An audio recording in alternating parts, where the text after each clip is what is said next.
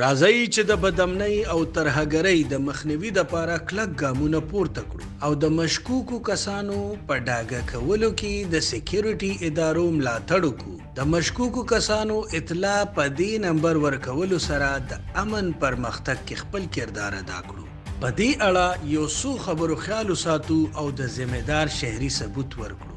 راځئ چې د ترهګرو لارې ونیسو. د شکمنو کسانو روغتون کلینیک ته په راتګ سترګې په لار وساتو او د شکمن کسانو خبرداری زر تر زره واکمنو ادارو ته ورکړو. کور، فلیټ، هاسټل او مېلمستون په کرایه ورکولو نه وړاندې تصدیق وکړو. کور په کرایه ورکولو نه مخکې پولیس سټیشن ته تصدیق کړی شوی د کرایه‌دار TIF فارم ضرور جمع کړو. د رجسټریشن نه بغیر موټرې او موټر سایکلې د ترهګرو اسانه وسیله ده. د موټر او موټر سایکل رجسټریشن ستاسو قانوني فریضه ده. سمدستي خپله فریضه ادا کړئ. ستاسو لږه سستی ستاسو لپاره لویه پریشانی جوړولی شي.